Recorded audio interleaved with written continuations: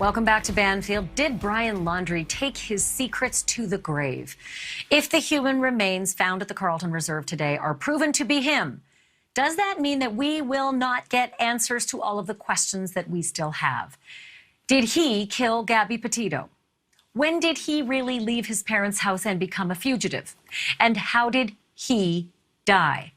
Fortunately, I'm joined by someone who knows better than anyone how to get answers from the dead, and it is Joseph Scott Morgan. He's a certified death investigator, a distinguished scholar of applied forensics at Jacksonville State University. He's also the host of the podcast Body Bags. Joe, I thought of you right away when I heard that remains were found, but then when I heard underwater, and maybe for a very long time, I knew you'd have some answers and some perspective on this. Fill me in.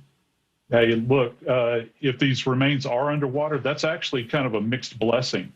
And I'll tell you why. Because the remains essentially can actually be protected to a certain degree as opposed to having been on top of the ground where scavengers could have gotten to them.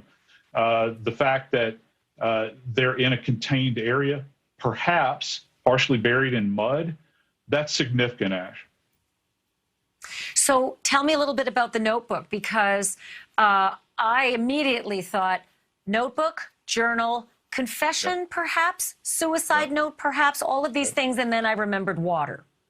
Yeah, and that's going to be a task for the question document section at the crime lab with the FBI, and they've got a top-notch, probably the best one in the world, and if anybody can make sense out of what's in that notebook, if it's been compromised by water, they're the ones that are going to be able to fill in those pieces, Ash.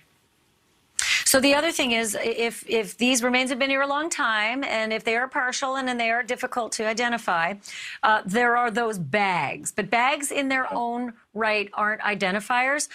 And to that end, they would have to open the bags and see what's inside. So, Joe, if you open up the bags, the backpack, the dry bag, is it entirely possible, in the irony of all of this, that the Laundrie family may have learned that this was perhaps the remains of their son by clothing, just like Gabby Petito's family learned it? Yeah, quite possibly. But from a scientific perspective, that's not going to be valid for us in our field. That's merely a starting point. You have to get scientific validation. Keep in mind, Ash, more than likely, these remains we're talking about are severely decomposed. So you're going to have to go with dental, DNA. The clothing, any kind of identifier is just merely the beginning. Yeah, of course, and I think the Petitos also were getting those same scientific final results, but they knew when they knew. The next step for the forensic investigators, and I am guessing you're going to tell me some of the same things that happened with Gabby's, and that is the entomologists, the forensic anthropologists. Are these the experts who are going to have to come in and start placing the picture together? Yeah, I think so. And also, Ash, one other thing that people aren't talking about, I want to know how long these remains that are there, how long they've been there. Is this something that took place very short period of time, or is this something a long time ago, you know, that would marry up with the time frame that Gabby went or shortly in that period, you know what I'm saying, the last time he was seen. Sure. So that's a big question. And also, I'm interested in the water table, the hydrology behind this. I actually met a guy one time who was a forensic meteorologist. How much water has fallen? Can we judge the water table? How the depth, has it risen? Has it fallen? That sort of thing. And why today? Why did the water suddenly recede at this point in time? What's happened? Was there a dam release somewhere?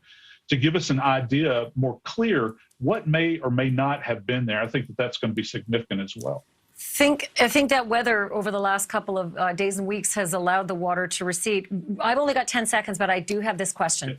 If the remains are in really bad shape, Joe, is it possible to determine that this could have been a suicide? If it were a suicide, would we be able to tell, or might that always be a mystery?